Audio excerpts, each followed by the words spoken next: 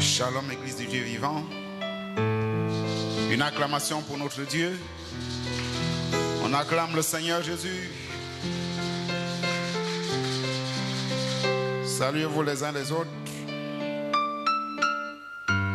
Dis shalom, frère, que Dieu te bénisse. Shalom, sœur. Tu peux te lever, tu salues ton frère, tu salues ta sœur, en disant que Dieu te bénisse. On acclame encore le Seigneur Jésus.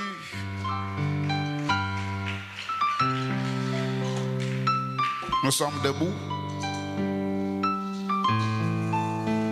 Nous lisons le psaume chapitre 35, du premier verset jusqu'au verset 10.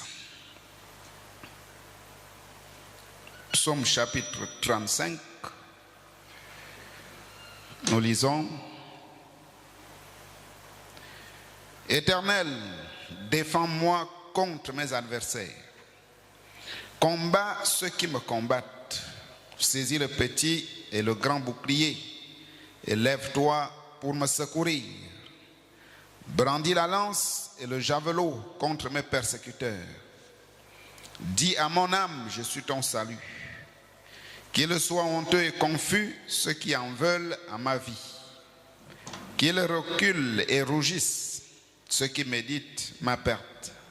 Qu'ils soient comme la balle emportée par le vent et que l'ange de l'Éternel les chasse. Que leur route soit ténébreuse et glissante et que l'ange de l'Éternel les poursuive. Car sans cause ils m'ont tendu leur filet sur une fosse. Sans cause, ils l'ont creusé pour m'ôter la vie. Que la ruine les atteigne à l'improviste, qu'ils soient pris dans le filet qu'ils ont tendu, qu'ils y tombent et périssent. Et mon âme aura de la joie en l'Éternel, de l'allégresse en son salut. Tous mes os diront: Éternel, qui peut, comme toi, délivrer le malheureux d'un plus fort que lui? Le malheureux et le pauvre de celui qui le dépouille. On acclame le Seigneur Jésus.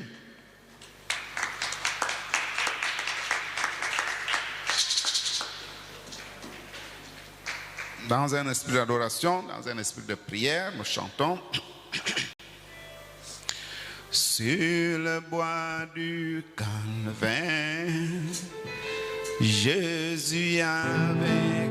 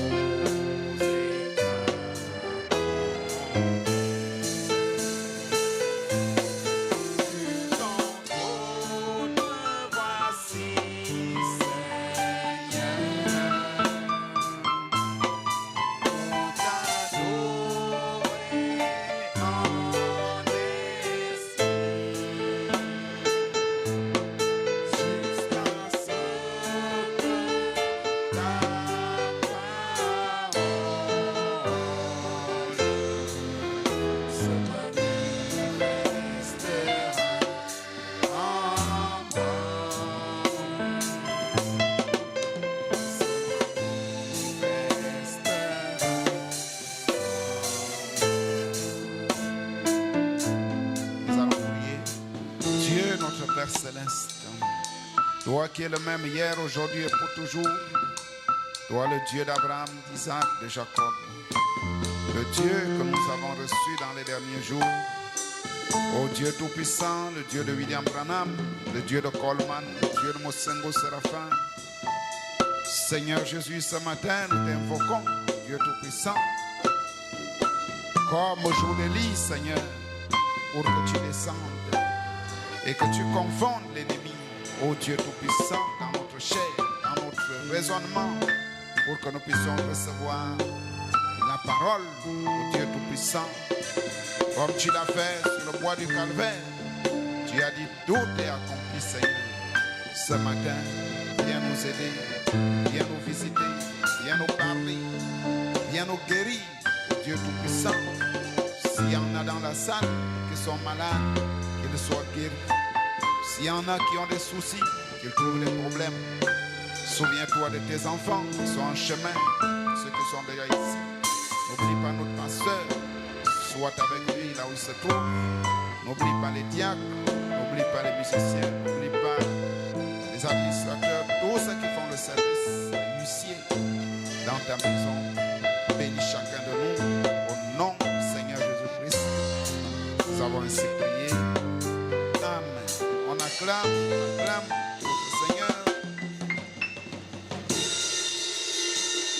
Asseyez-vous un instant. Nous avons une seule requête. Shalom. On répond. Shalom. Je remercie le Seigneur Jésus-Christ pour mes 7 ans ce 19 juillet 2024. C'est le frère Séraphin Israël. Il est où? Séraphin Israël. Qu'il se lève. C'est qui? On acclame le Seigneur Jésus. On acclame très fort. Nous allons chanter joyeux anniversaire. Vous pouvez le saluer là où il est. Joyeux anniversaire. Joyeux anniversaire. Joyeux anniversaire, frère Israël. Joyeux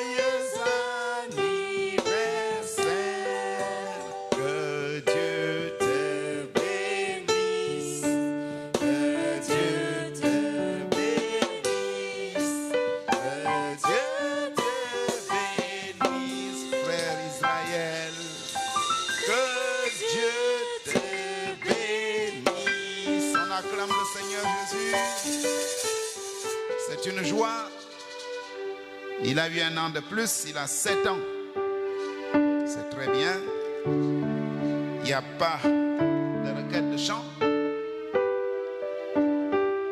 Ce matin, qui va chanter pour la gloire du Seigneur Jésus?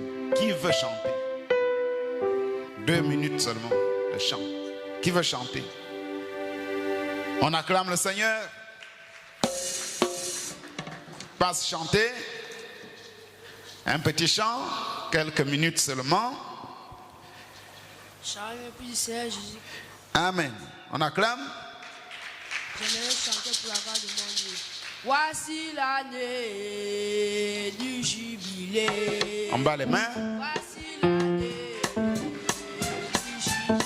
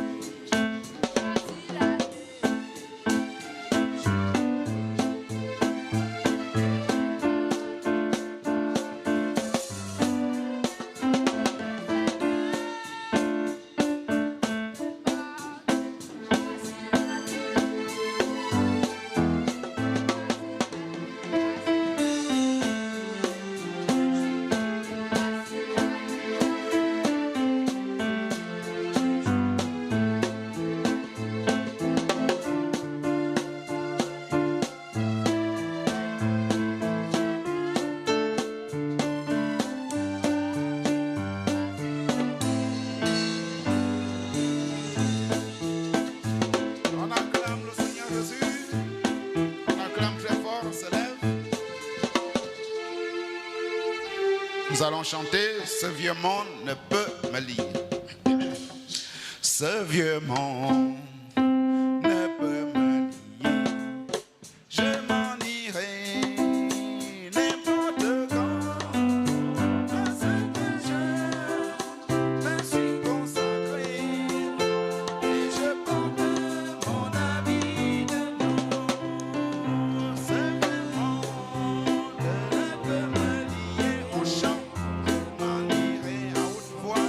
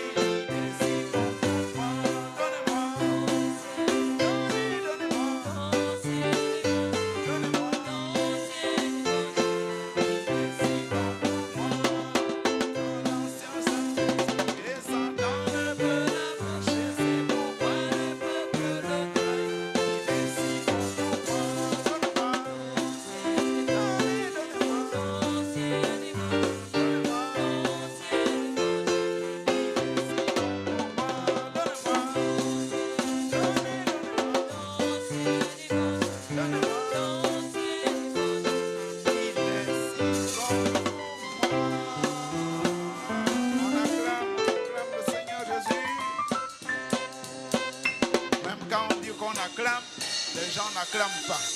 On acclame.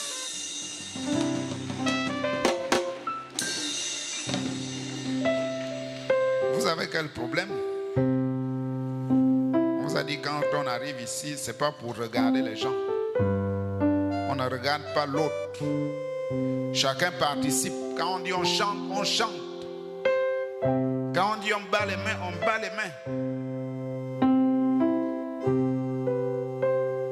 Nous allons lire dans Jean chapitre 14, verset 6 à 9. Nous lisons Jean chapitre 14, verset 6 à 9. Lisons, quand on lit, tout le monde est debout. Jésus lui dit, je suis le chemin, la vérité et la vie. Nul ne vient au Père que par moi. Si vous me connaissiez, vous connaîtriez aussi mon Père. Et dès maintenant, vous le connaissez. Et vous l'avez vu. Philippe lui dit, Seigneur, montre-nous le Père, et cela nous suffit. Jésus lui dit, il y a si longtemps que je suis avec vous, et tu ne m'as pas connu, Philippe. Celui qui m'a vu a vu le Père. Comment dis-tu, montre-nous le Père? Nous lisons aussi dans Matthieu chapitre 1, verset 22. Tout cela arriva afin que s'accomplisse ce que le Seigneur avait annoncé par le prophète. Voici, la Vierge sera enceinte, elle enfantera un fils et on lui donnera le nom d'Emmanuel, ce qui signifie Dieu avec nous. Dieu notre Père, une fois de plus, nous revenons vers toi parce que tu es notre source d'inspiration. Tu es notre guide, tu es notre consolateur, tu es notre enseignant. Nous avons besoin de toi ce matin pour que tu nous conduises afin que le contexte des Écritures, nous puissions saisir quelque chose venant de toi. Nous nous abandonnons entre tes mains. Au nom du Seigneur Jésus-Christ, nous avons ainsi prié. Amen. On acclame.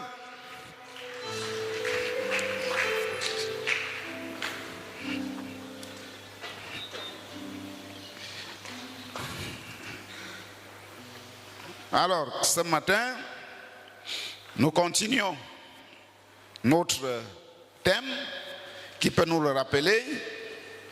Le thème que nous sommes en train d'aborder, c'est le ministère de Jésus-Christ. Le ministère de Jésus-Christ. On acclame. Le ministère de Jésus-Christ. Vous savez, quand on parle de Jésus-Christ, on doit commencer par sa naissance. On doit commencer par comment les gens ont parlé de lui, qu'il devait venir. C'est à cause de ça que nous sommes allés commencer dans la Genèse. On est venu par les prophètes. Nous sommes arrivés à l'annonce de sa naissance. On a vu comment il est né et ce qui s'est passé à sa naissance. Alors, qui peut me dire le sujet que nous avions abordé le dimanche passé? C'était quoi? La persécution des enfants. La persécution des enfants. On acclame? On acclame le Seigneur Jésus? Qu'est-ce qui s'est passé? Qui peut me dire ce qui s'est passé pour qu'on persécute les enfants et comment ça s'est passé? Comment ça s'est passé? Il n'y a pas de volontaire? Oui. Pourquoi on a persécuté les enfants? Et pendant la persécution, qu'est-ce qui s'est passé? On a persécuté les enfants à cause de la naissance de Jésus. Et pendant la persécution, on a tué tous les enfants de sexe mâle de 2 ans au-dessous. On acclame le Seigneur Jésus.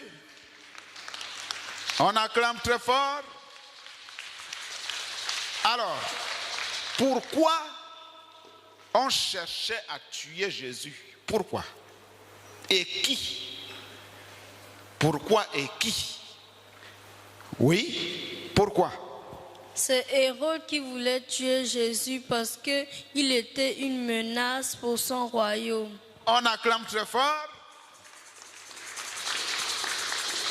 Parce que Jésus était une menace pour le royaume d'Israël que le roi Hérode dirigeait. Je vous ai dit, Hérode n'avait pas été placé par Dieu, n'avait pas été placé comme roi d'Israël en tant que fils d'Israël. Non, il avait été placé par les Romains parce que la Rome était la puissance mondiale à cette époque, comme les États-Unis aujourd'hui. C'est la Rome qui dirigeait. Et l'empereur romain a choisi comme représentant de la partie d'Israël, de la Palestine, il a mis Hérode comme roi. Alors, quand Hérode apprend qu'il y a un roi qui est né, qui lui a dit ça? Qui a dit que le roi des Juifs est né? Oui, c'est Les mages. les mages. Ce sont les mages qui sont partis de l'Orient. On a dit que l'Orient, c'est la partie est de la terre, l'Asie.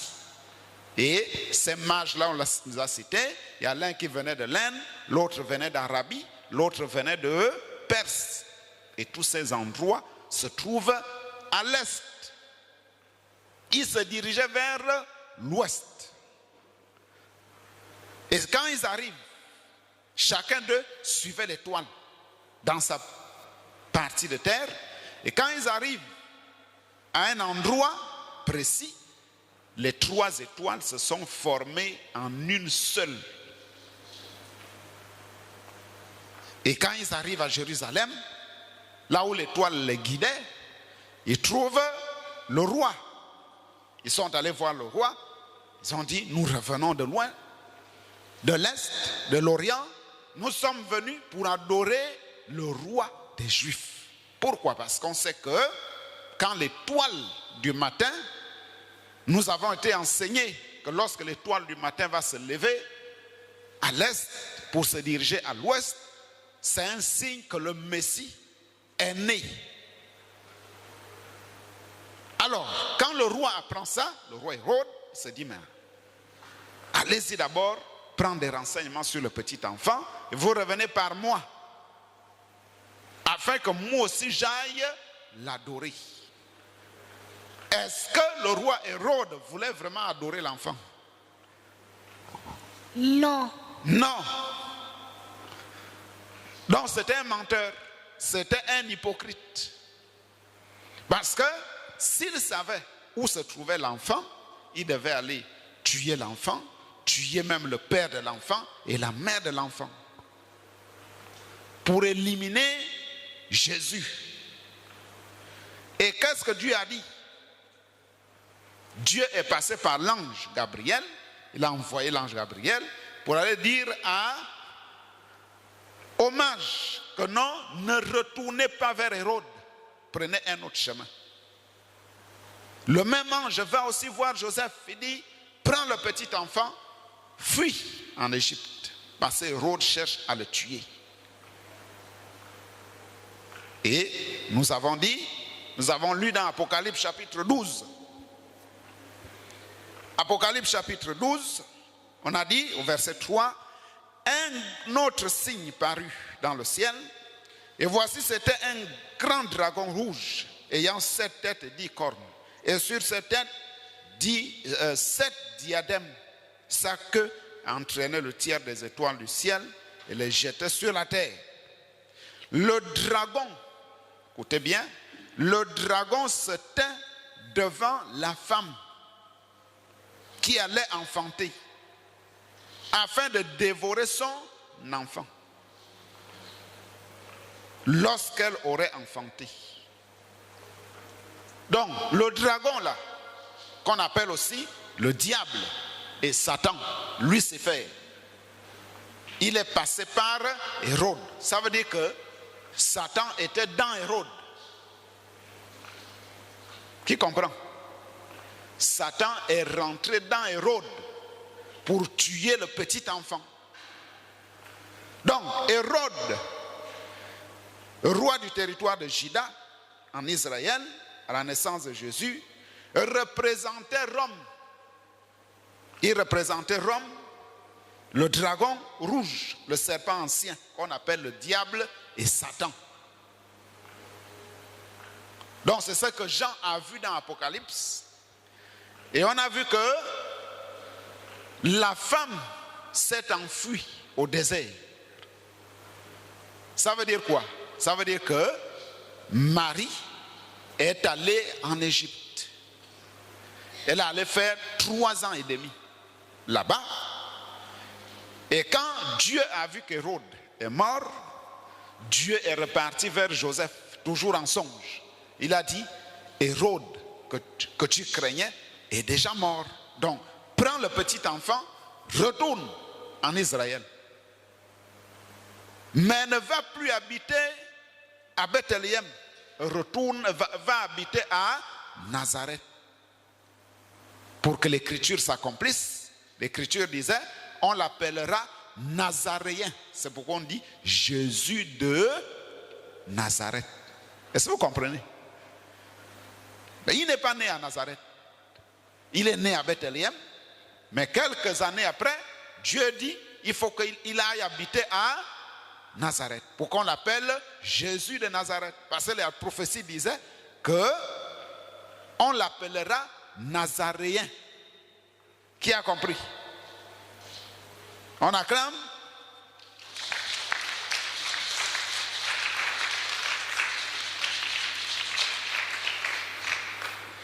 Alors, c'est là où on a bouclé notre sujet sur la persécution des enfants. Parce qu'après ça, Hérode s'est déchaîné sur les enfants. Il s'est renseigné. L'enfant devait avoir à peu près quel âge?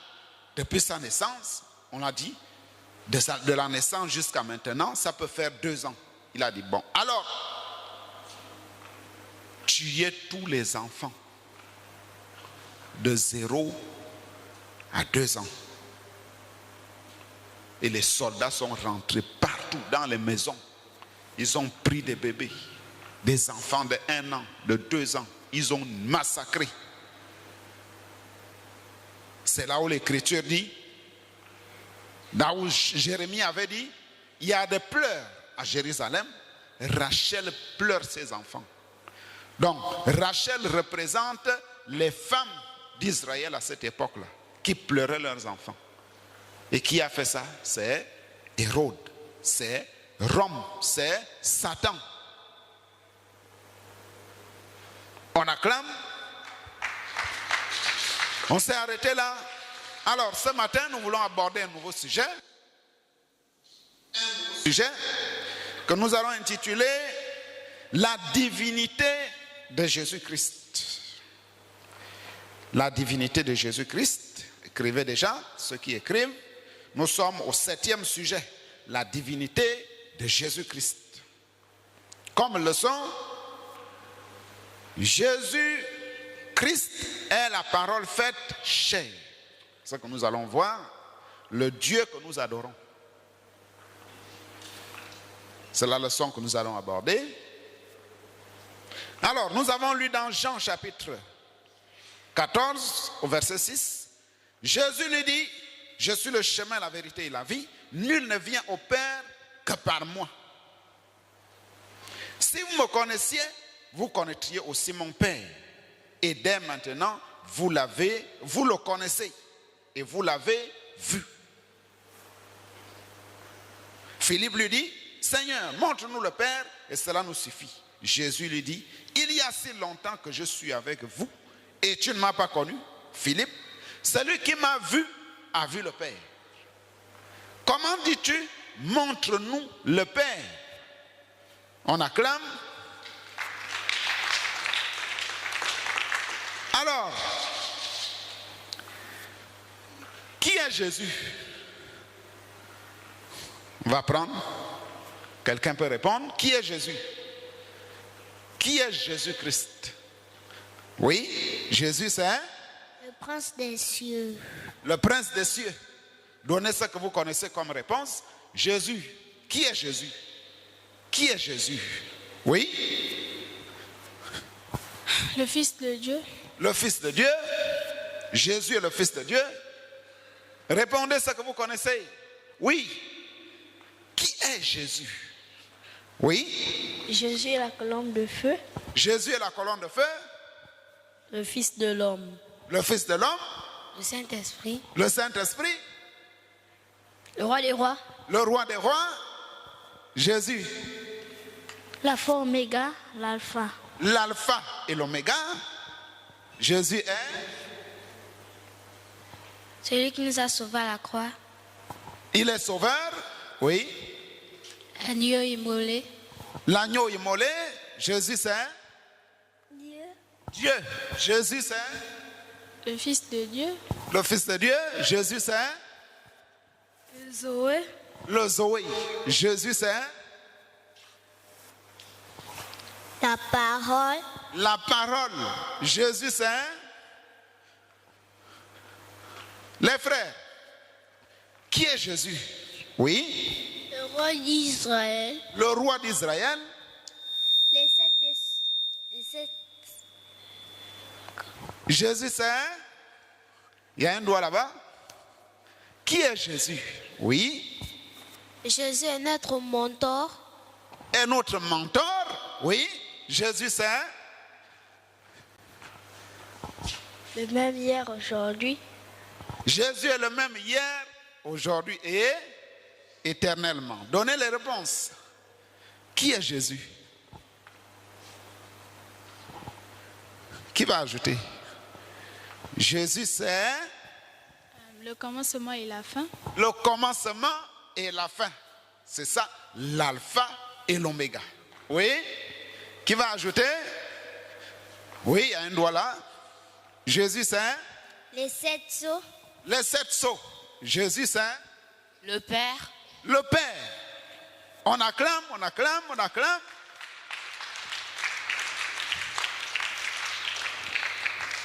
Qui veut encore ajouter? On peut remplir des pages et des pages. Jésus, c'est l'Adonai.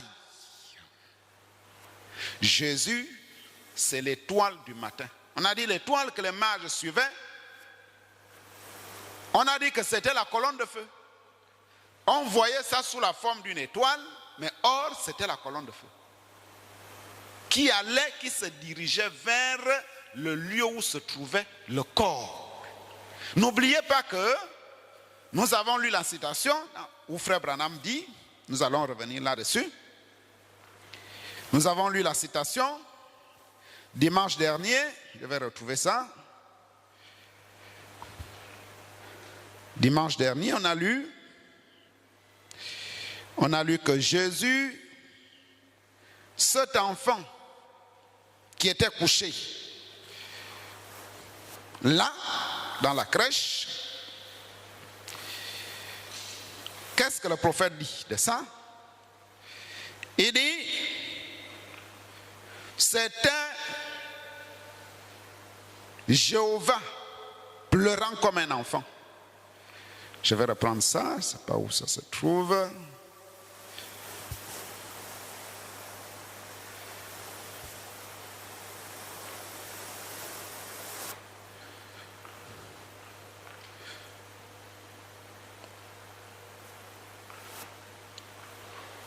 Il dit, c'était Jéhovah pleurant comme un enfant. C'était Dieu. Ce corps-là, cet enfant-là, qui poussait des cris, qui pouvait pleurer, qui pouvait avoir faim, dans la crèche, c'était Jésus, c'était Dieu. Alors, beaucoup de gens se demandent, c'est quoi le Père? C'est quoi le Fils? C'est quoi le Saint-Esprit? Alors, nous continuons. Jésus est, on a dit, il est l'étoile du matin, il est l'alpha, il est l'oméga, il est le rocher, il est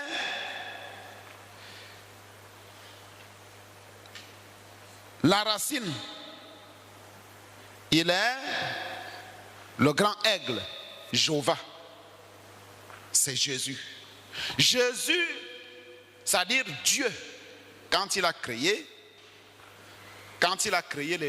la création, c'est-à-dire les arbres, les animaux, les poissons des mers, les eaux, la terre, lui-même, il s'est identifié dans tout ce qu'il a créé.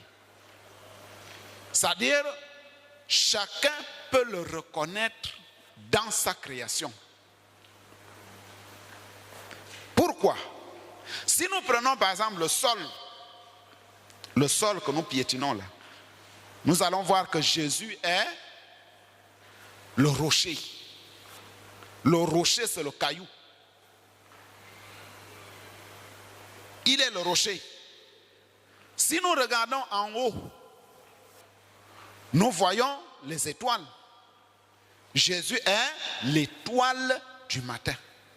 La journée, on peut voir qu'est-ce qui brille la journée.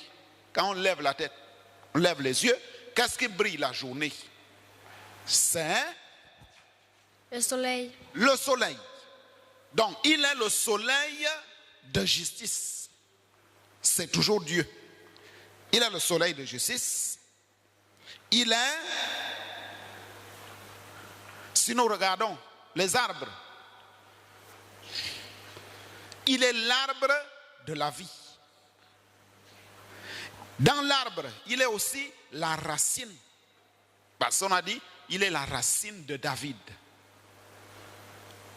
Si on regarde les animaux qu'il a créés, il est chez les animaux. Il est quoi? Il est le lion de la tribu de Juda. Il est le lion de la tribu de Juda. On acclame. On acclame. Il est le lion. Il s'identifie aussi. Dans le lion, il est comme juge. Quand il vous juge, c'est comme le lion. Quand le lion attrape la gazelle, vous ne pouvez pas vous échapper. Mais quand il vous sauve, il prend la forme de l'agneau. Il est l'agneau de Dieu qui ôte le péché du monde. C'est toujours Dieu. Si on va chez les fleurs que lui-même il a créées, il est la rose de Saron. Vous connaissez la rose? C'est toujours Dieu. Si vous allez, vous prenez l'eau, les rivières, les océans, vous allez voir que lui-même, il s'est identifié dans les eaux. Pourquoi? Parce qu'il dit, je suis l'eau de la vie. C'est ce qu'on a vu. Même la nourriture qu'il a créée pour que l'homme mange, il est le pain de vie. Il a dit, celui qui ne mange pas ma chair et ne boit pas mon sang n'a pas la vie éternelle. On acclame. Donc tout ça, tout ce qu'il a créé, même l'homme lui-même, il s'est identifié comme le fils de l'homme. Il est le fils de l'homme. Il est le prophète. Il est le bon berger. Même chez les gens qui gardent les animaux, qui ont le bâton à la main là pour pousser les cabris et tout, pour aller dans une même direction, vous allez voir que il a dit, je suis le bon berger. Même chez les prédicateurs, il a dit, je suis le grand pasteur des brebis. Même la maison,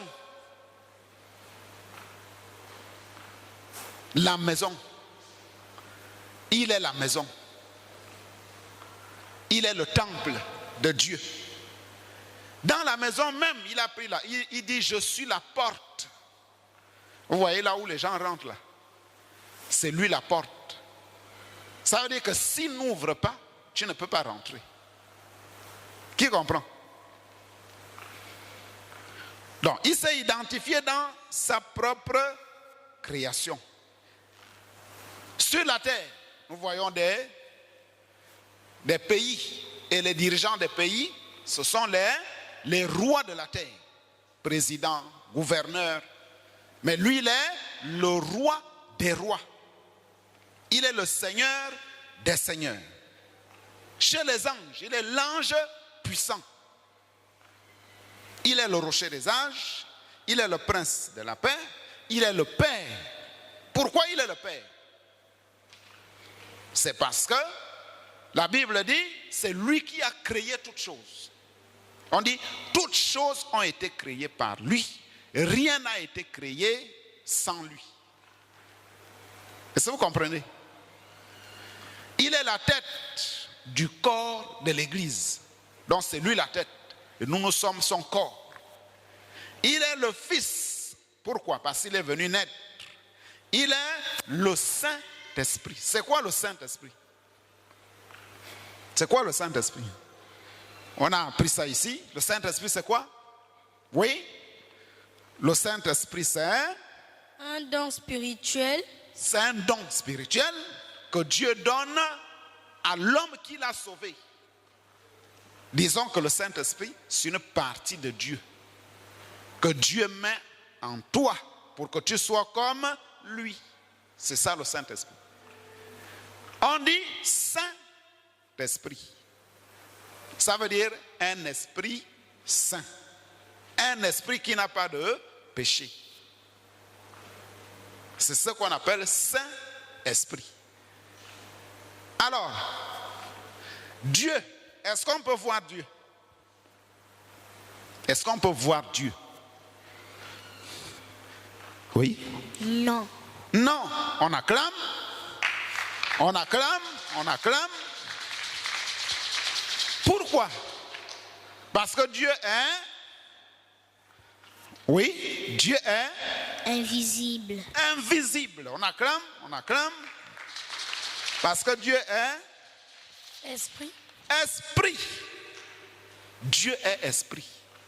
Là où nous sommes là, on ne voit pas nos esprits.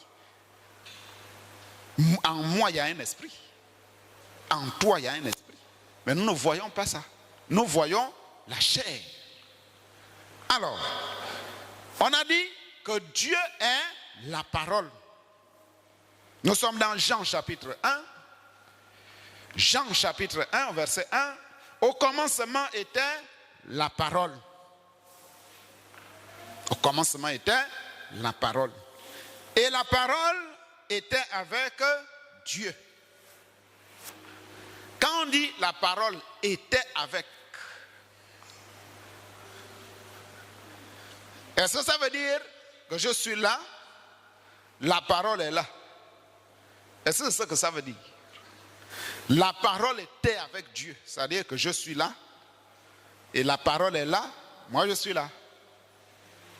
C'est-à-dire au commencement était la parole, et la parole était avec Dieu. Est-ce que c'est comme ça? Est-ce que c'est comme ça? Ce n'est pas comme ça. C'est-à-dire que toi et ta parole, vous êtes un. Chacun de vous pense là, non? Qui pense à quelque chose? Là où il est assis.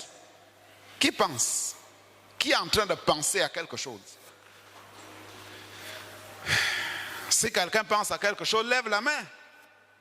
Qui pense à quelque chose? Personne. Où est le frère? Oui. Ça veut dire que la parole est Dieu. J'ai posé la question, qui pense à quelque chose? Qui est en train de réfléchir sur quelque chose? Par exemple, quand je vais aller à la maison, je vais me changer, je vais me mettre telle tenue. Ou bien quand l'école va commencer, je vais faire ceci ou cela. Ça, c'est la pensée. Donc, toi et ta pensée, vous êtes un. Qui a compris? C'est ça, la parole était avec Dieu. C'est-à-dire, j'ai une parole, celle-là, que je suis en train de donner, ça a été préparé, ça a été réfléchi, mais cette parole est en moi. C'est-à-dire, le sujet sur la divinité de Jésus-Christ est en moi. Quand j'arrive, je vous parle de la divinité de Jésus-Christ. J'ai d'abord réfléchi, j'ai ça en moi, et quand j'arrive devant vous, je vous parle de ça. Ça veut dire que moi et ma parole, nous sommes un. Ça veut dire que la parole est en moi. Qui a compris? C'est ça, la parole était avec Dieu. C'est pas que Dieu était là, la parole était là. Non. Qui comprend maintenant? Voilà, on acclame. C'est ça d'abord le point de départ. Pour éviter d'avoir 3 dieux ou bien 2 dieux en pensée. Non. C'est un seul. Au verset 2. Elle était, c'est-à-dire la parole, était au commencement avec Dieu. Toutes choses ont été faites par elle. Est-ce que vous voyez? C'est-à-dire, tout ce qui a été créé, que le ciel soit, le ciel était, que les étoiles viennent, les étoiles étaient, que la terre soit, la terre est venue, que les arbres poussent, c'est dans Genèse chapitre 1, et la végétation est venue. Les arbres, les fleurs ont poussé. Que les eaux viennent couvrir la surface de la terre. Et les eaux sont venues. Qui créait? C'est la parole. Quand la parole prononçait quelque chose, et elle venait à l'existence. Toutes choses ont été créées par elle. Et rien de ce qui a été fait n'a été fait sans la parole. Elle était la vie. Et la vie était la lumière des hommes. La lumière, lui, dans les ténèbres, et les ténèbres ne l'ont point reçu. Il y eut un homme envoyé de Dieu, son nom était Jean, c'est-à-dire Jean le Baptiste. Il vint pour servir de témoin. Donc Jean est venu rendre témoin de cette parole, mais on dit, pour rendre témoin à la lumière, afin que tous crussent par lui. C'est-à-dire quand Jean est venu, il est venu dire que la lumière arrive, la parole arrive. La même parole, c'est ça la lumière. Mais Jean n'était pas cette parole-là. Jean disait simplement, la parole arrive, préparez-vous. Tout le monde doit croire à cette parole. Et cette parole, c'était qui? La parole qu'on attendait, c'était qui? Oui, il y a un doigt là-bas. La parole que Jean est venu rendre témoignage, c'était Jésus-Christ. Jésus-Christ. On acclame, on acclame, on acclame, on acclame. C'était Jésus-Christ. Il n'était pas la lumière, Jean n'était pas la lumière, mais il parut pour rendre témoignage à la lumière. Cette lumière était la véritable lumière qui, en venant dans le monde, éclaire tout homme. C'est-à-dire que Dieu ne voulait pas que les gens soient perdus. Dieu ne veut pas que les gens soient comme ils sont là. Fumer, boire, jouer à l'argent, aller au bar, saouler toute la nuit. Dieu ne veut pas que, ce n'est pas la volonté parfaite de Dieu. Dieu veut que tout le monde croie. Qui comprend? Dieu lui-même, il veut que tout ce qu'il a créé aille au ciel. Maintenant, dit, elle était dans le monde et le monde a été fait par elle et le monde ne l'a point connue. Le monde n'a pas connu cette parole-là. Elle est venue chez les siens et les siens ne l'ont point reçue. Les siens, c'est qui? Les siens, c'est les Juifs. Ce sont eux qui attendaient le Messie. Mais quand il arrive là-bas, ils l'ont rejeté. Quand la parole arrive, ils disent, on ne te croit pas. Pourquoi? Parce que la parole est devenue un homme. Ils ont dit, nous ne croyons pas à ce que tu dis. Tu es un démon. Tu es le prince des démons. Parce que personne ne peut guérir les gens, donner la vie, ressusciter les morts. Tout ce que tu fais là, ça vient du diable. Ils ont dit, on ne croit pas. Mais il y a un petit nombre qui a cru. Pierre, Philippe, Nathanaël. C'est ce qui se passe là où nous sommes là. Toute la population de Libreville, toute la population du Gabon. Quand on regarde ceux qui vont à l'église, ceux qui croient, ils sont peu par rapport au grand nombre qui ne vient pas à l'église. Quand on leur parle de Jésus, ils disent, ils s'en foutent. Ils ne veulent pas entendre parler de Jésus. C'est la même chose qui s'est passée en Israël. On dit, nous allons lire dans Colossiens chapitre. Colossiens chapitre 3. Je crois que c'est le chapitre 2. Je n'ai pas noté le chapitre. Au verset 9, on dit, car en lui habite corporellement toute la plénitude de la divinité. Qu'est-ce qui s'est passé? Nous lisons dans questions et réponses sur la Genèse. Prêché le 29 juillet 1953. On acclame.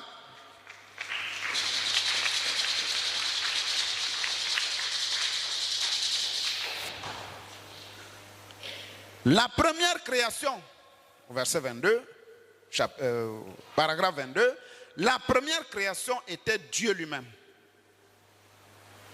N'oubliez pas qu'on a dit, Dieu est esprit. Maintenant, quand il commence à créer